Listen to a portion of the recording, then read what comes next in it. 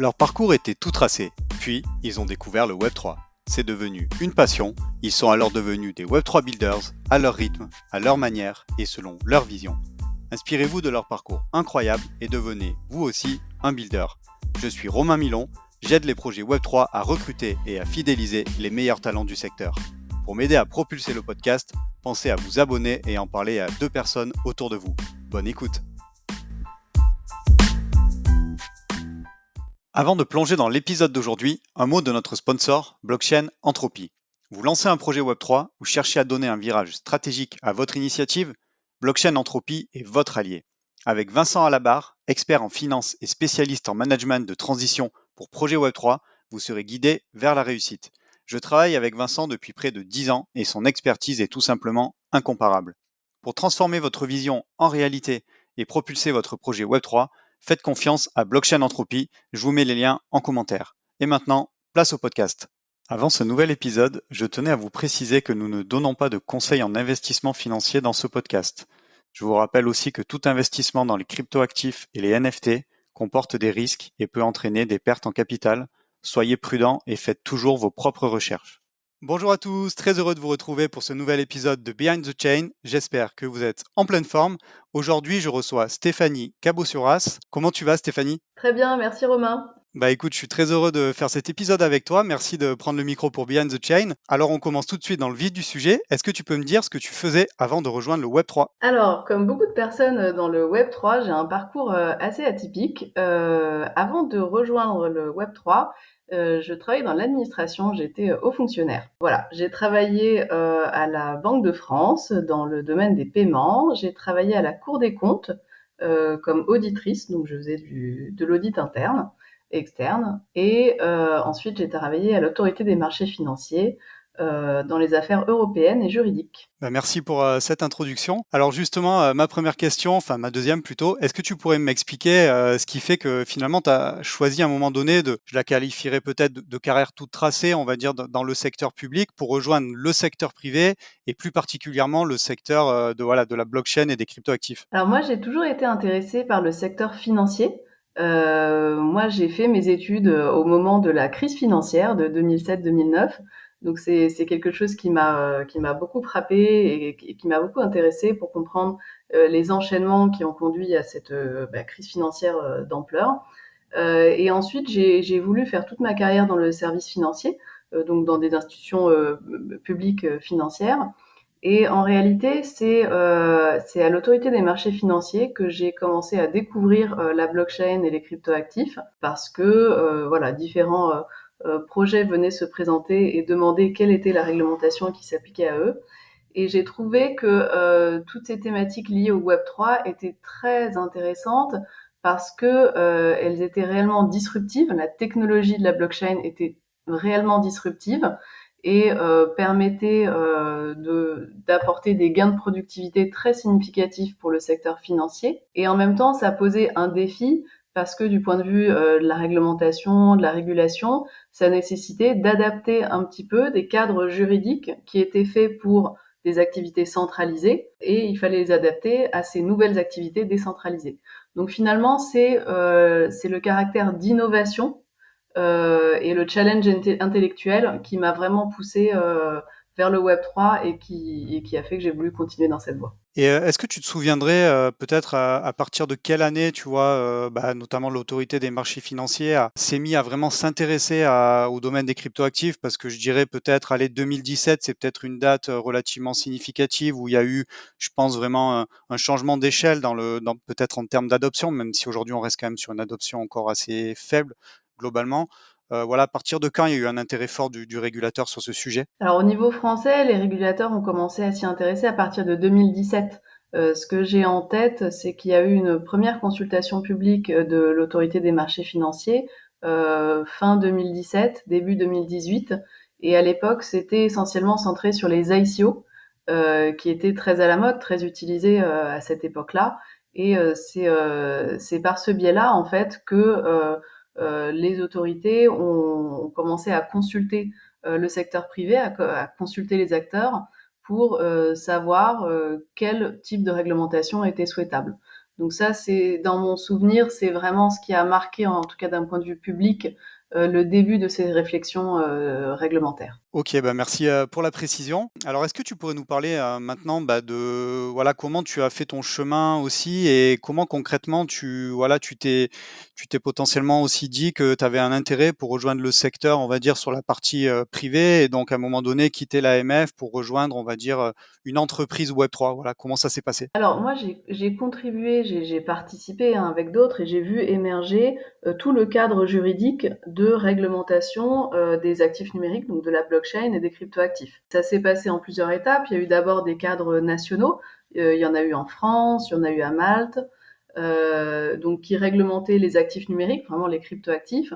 Et puis la deuxième étape de réglementation, c'était au niveau européen, où il y a eu les réflexions sur le règlement MiCA et sur le règlement européen sur le régime pilote pour les infrastructures de marché sur la blockchain. Donc ce cadre juridique, j'en ai été témoin, je l'ai vu évoluer, et une fois finalement qu'il a été édicté, c'est-à-dire une fois que les textes étaient sortis, voilà, on pouvait penser que les règles étaient quand même fixées, enfin les bases des règles étaient fixées pour au moins les 5 prochaines années. Donc je me suis dit, le prochain challenge, c'était d'aller voir comment les appliquer, comment faire en sorte que le secteur des cryptos se mette au niveau de cette nouvelle réglementation, parce que c'était totalement nouveau, hein, à l'époque.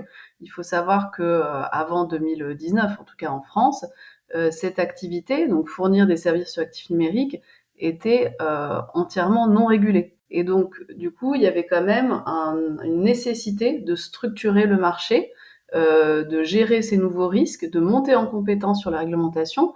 Et je pensais que c'était intéressant de participer à cette montée en compétence du secteur. Bah, écoute, merci pour ta réponse. Alors est-ce que tu pourrais me dire aussi, toi, aujourd'hui, bah, voilà, ce qui te fait vibrer au quotidien dans cet univers Web3, voilà, qu'est-ce qui fait que, bah, tu es fier d'y contribuer et que voilà, tu t'éclates au quotidien à en être un acteur à part entière? Ce qui est intéressant, c'est vraiment l'énergie qu'il y a dans ce secteur et les talents qui y sont. C'est vraiment un secteur, à la fois en France et à l'international, qui est un peu bouillonnant.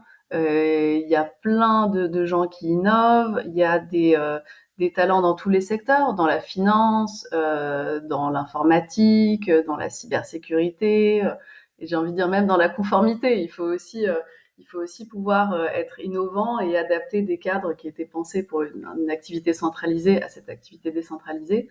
Donc, ce qui m'amuse au quotidien, c'est de voir ce rassemblement de personnes de compétences très différentes, de voir cette énergie aussi qu'ont des gens qui ont envie de créer, chacun dans leur domaine, et puis d'assister également à ce que moi je pense est quand même un progrès collectif, puisqu'on voit bien que cette technologie permet une forme de progrès, d'aller vers d'autres types d'interactions sociales, d'autres types de modalités d'échange de la valeur, et participer à ces innovations technologiques, sachant que bien sûr, quand on participe au voyage, on ne sait pas trop où est-ce qu'il ira. C'est très stimulant. Je trouve ce qui est bien en France, c'est qu'il y a finalement un condensé de tout cet écosystème sur la place de Paris. On voit ces talents dans tous ces domaines technologiques, réglementaires, etc., réunis au même endroit. Et moi, ce que j'ai vu ces dernières années, c'est que la France attire de plus en plus de talents du monde entier. Donc ça, c'est aussi très stimulant de se dire que on participe à l'évolution, à l'éclosion d'un écosystème dont j'espère qu'il perdurera et qui grandira encore plus. OK, c'est noté. Si on parlait des tendances Web3, que ce soit en termes de technologie, d'usage, qu'est-ce que tu suis particulièrement en ce moment? Voilà, qu'est-ce qui marque un intérêt fort pour toi? Moi, il y a 2 choses. Il y a l'usage de la blockchain dans les paiements et l'usage de la blockchain dans tout ce qui est chaîne post-marché dans les transactions financières. Donc dans le paiement, moi je pense que toutes les potentialités de la blockchain n'ont pas encore été explorées et sont en cours en fait d'être explorées, notamment l'utilisation des paiements pour les paiements internationaux, pour accélérer ces paiements et les faire à des moindres coûts. L'articulation aussi entre la DeFi et les portefeuilles self-custodiaux, donc détenus par les individus et pas par des tiers, l'utilisation du paiement et l'interaction avec ses portefeuilles personnels, je pense qu'elle n'est pas totalement encore aboutie. Enfin, l'innovation est en cours. Donc voilà, donc je pense que sur la partie paiement, il y a encore beaucoup de gains de productivité à faire. Et pour moi, les avancées les plus importantes, ce sera sur la partie de la finance traditionnelle, tout ce qui permet de faire des transactions et de régler des transactions. C'est-à-dire lorsque des parties échangent des titres financiers, des actions, des obligations, des parts de fonds, voilà. Actuellement, elles passent par toute une chaîne d'acteurs centralisés qui ont chacun des registres différents et qui ont des problèmes de réconciliation. Toute cette chaîne-là, actuellement, est très coûteuse et très complexe à gérer de manière opérationnelle. Et le vrai caractère disruptif de la blockchain, ce sera de pouvoir remplacer d'une certaine manière ces intermédiaires par un registre centralisé, qui est la blockchain, qui permettra d'être plus fiable et de faire en sorte que ces transactions soient plus rapides et moins coûteuses. Donc ça, je suis convaincue que ça va bouleverser d'une certaine manière l'organisation des transactions financières. Je pense que c'est pas immédiat parce que c'est des industries et des investissements, des changements très profonds, mais je pense qu'ils sont en train d'être à l'œuvre en ce moment. Et quand on voit l'intérêt des institutions financières traditionnelles pour la blockchain, pour les cryptoactifs, quand on voit les débats actuels sur les ETF, etc., je suis persuadée que c'est quelque chose qui est en train de se passer, qui mettra un petit peu de temps à arriver, mais qui permettra de générer une autre manière de faire des transactions et j'espère plus efficace et qui permettra d'ouvrir les flux financiers à plus de monde. Ok, c'est noté. Ben, merci pour ces deux partages. Alors, je te propose qu'on revienne un peu sur les aspects réglementaires. Voilà, je pense que c'est ton grand domaine de spécialité. Tu en as parlé un petit peu tout à l'heure de MiCA. Alors, effectivement, on a beaucoup entendu parler de MiCA ces derniers temps, et notamment sur le fait que l'UE, bah, finalement, s'est positionnée en pionnière avec cette réglementation qui permet quand même à l'industrie de savoir un peu mieux où elle va, même s'il y a encore on va dire des zones qui sont pas couvertes. Toi, c'est quoi ta vision sur MiCA? Moi, je pense que c'est nécessaire, c'est une étape nécessaire parce qu'au fur et à mesure que l'industrie se développe, que l'adoption se développe, voilà, il y a de plus en plus de publics qui vont être touchés, enfin qui vont utiliser des cryptos d'une manière ou d'une autre. Et dans ces cas-là, on peut pas laisser faire ça sans aucune garantie pour ces publics. Je pense que c'est une étape tout à fait nécessaire. Ce qui est bien, c'est que finalement, elle est arrivée après un laps de temps quand même assez significatif, puisque en France, entre le moment où les premières réglementations ont été édictées en 2019 et où MiCA va totalement s'appliquer en 2026, bon, bah, ça fait quand même 6-7 ans au cours desquels l'innovation aura pu se développer et où les acteurs auront pu normalement s'adapter à ces nouvelles obligations. Après, il faut pas être naïf. MiCA, c'est un niveau de réglementation qui est similaire à celui des entreprises financières traditionnelles, des entreprises d'investissement. C'est assez similaire à la réglementation qu'on dit MIF sur les marchés d'instruments financiers et qui touche l'ensemble des activités des intermédiaires. Là, actuellement, la réglementation française se focalise essentiellement sur les aspects de lutte anti-blanchiment. Demain, MiCA, ça touchera toutes les activités des PSAN, donc également la gouvernance, les fonds propres, la cybersécurité, la gestion des risques, la surveillance des transactions sur le marché pour prévenir les abus de marché, enfin voilà. Donc ce sera vraiment une réglementation très vaste qui nécessite de s'y préparer, je pense, en amont pour éviter de se retrouver dans des situations compliquées. Ok, ben merci pour ton avis sur le sujet. Et justement, alors aujourd'hui, il y a des pans de MiCA qui sont pas vraiment couverts, comme la DeFi et les NFT. Est-ce que tu penses que, au vu quand même aujourd'hui, notamment la DeFi, c'est quand même un pan très très fort de l'écosystème. Est-ce que tu penses que c'est des choses qui auraient peut-être dû être couvertes plus tôt, ou voilà, si toi, voilà, tu avais peut-être voix au chapitre, ce serait quoi les prochaines zones que tu chercherais absolument à couvrir, voilà, en termes réglementaires, en termes de priorité après la première application de MiCA? Bah, je pense effectivement que les deux prochaines étapes, c'est la DeFi et les NFT qui sont pour l'instant exclus de MiCA. Alors, c'est vrai que sur la DeFi, c'est là où je pense où il y a le potentiel d'innovation le plus élevé encore. Parce que c'est vraiment utiliser ce concept de décentralisation pour décentraliser finalement tout un tas de services financiers. Donc je pense qu'en termes d'innovation, de potentialité, de gains de productivité, il y a énormément de choses à explorer dans ce domaine-là. Et tout l'enjeu, c'est de savoir à quel moment réguler et comment le faire pour éviter que des risques inconsidérés se développent, notamment des risques systémiques, mais en même temps ne pas tuer cette zone d'innovation qui est quand même prometteuse pour l'avenir. Donc finalement, la démarche qui était celle de la Commission européenne, qui était de dire je vais d'abord réguler la finance centralisée et ensuite explorer la finance décentralisée, parce que la Commission européenne doit rendre un rapport, notamment normalement dans les 18 mois après l'entrée en vigueur de MiCA, pour voir s'il y a matière à réguler et comment le faire. Je pense que c'est la bonne approche. Je pense qu'à ce stade, il est nécessaire de mieux comprendre comment fonctionne la finance décentralisée, qu'est-ce qui vraiment est décentralisé, quels types d'activités sont concernées, quel est l'impact aussi de ces activités, parce que si c'est un tout petit marché de niche, ça soulève moins de besoins de régulation que si ça touchait déjà tous les utilisateurs.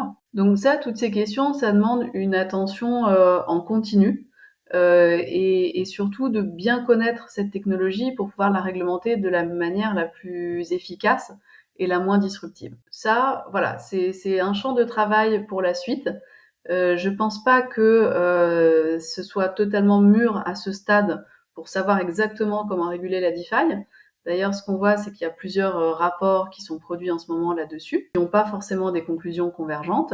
Mais en tout cas, ce sera, je pense que ce sera la prochaine étape de réglementation et j'espère qu'on pourra le faire de manière efficiente en Europe. Bah écoute, merci pour ton point de vue. Effectivement, ouais, c'est toujours l'enjeu de ne pas freiner trop l'innovation, mais aussi d'un autre côté, bah voilà, de protéger bien entendu les utilisateurs de ces protocoles. Alors, ce que je te propose maintenant, c'est d'aller sur quelques petits conseils. Aujourd'hui, toi, avec l'expérience que tu as maintenant depuis plusieurs années dans l'écosystème, qu'est-ce que tu dirais à quelqu'un qui veut rejoindre l'écosystème? Alors, peut-être pas forcément quelqu'un qui veut builder un projet ou voilà un entrepreneur, mais peut-être plutôt quelqu'un qui veut rejoindre et trouver un job dans le Web3, voilà, qu'est-ce que tu lui dirais et qu'est-ce que tu lui conseillerais? Déjà, il faut avoir une appétence, voilà, faut avoir une curiosité naturelle. Il faut être intéressé par le fait voilà, de pouvoir construire en dehors du cadre, construire des choses nouvelles, pas avoir peur de la difficulté, parce que c'est quand même un secteur qui est très difficile, comme tout est nouveau. Parfois, il n'y a pas de solution. D'ailleurs, très souvent, il n'y a pas de solution.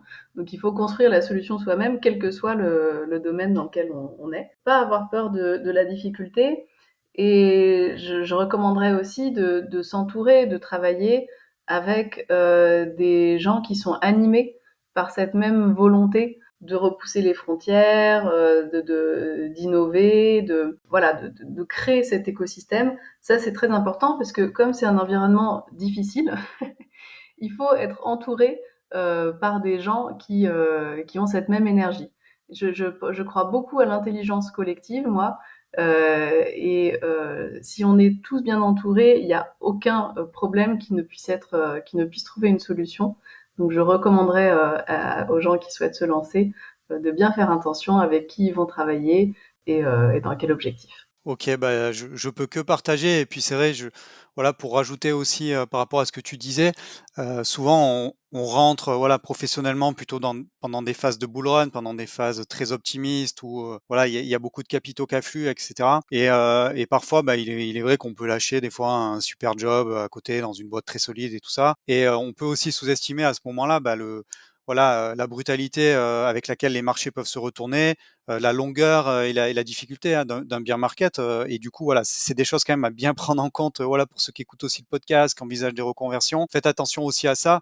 Quand on rentre sur des phases de grandes euphories, des fois derrière, il y a des moments quand même difficiles et longs à passer, donc il faut pas les sous-estimer et il faut être prêt à les affronter. Donc voilà, je voulais rajouter ça aussi par rapport à ce que tu disais, Stéphanie. Alors une autre question du coup de projection, si tu avais une feuille blanche, un crayon et que tu pouvais nous dessiner ton Web3 idéal d'ici une dizaine d'années, il ressemblerait à quoi ce Web3 idéal? Alors honnêtement, c'est difficile parce que l'intérêt du Web3 et de l'innovation, c'est qu'il n'y a pas de plan. L'intérêt, c'est de se dire, voilà, les innovations se créent, il y a des projets qui vont se créer, qui vont pas marcher et du coup on va changer de direction, on va essayer de construire là-dessus. Donc c'est difficile de faire un plan, hein, honnêtement, et c'est tout l'intérêt de ce secteur.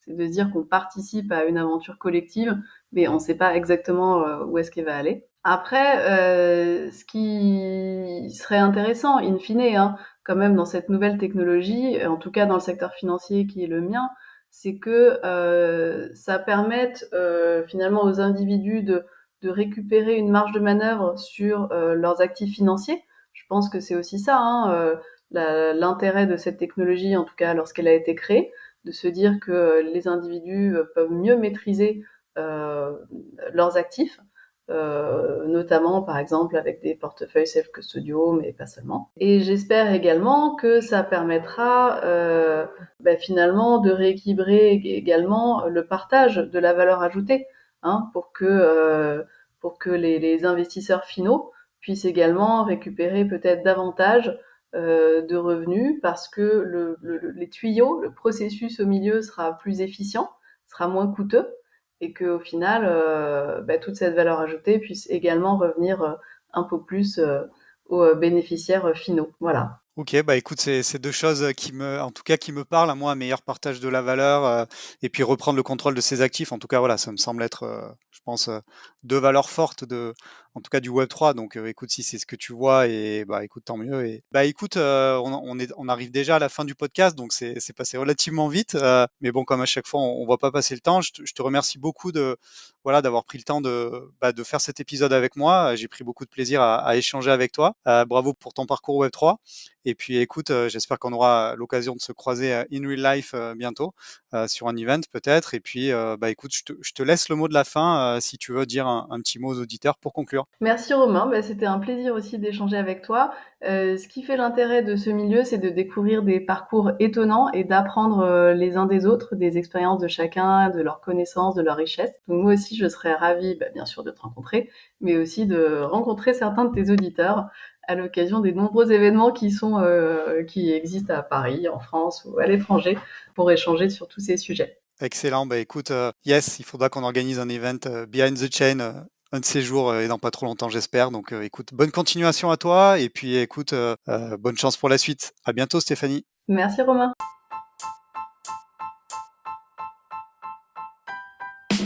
Merci d'avoir écouté cet épisode jusqu'au bout.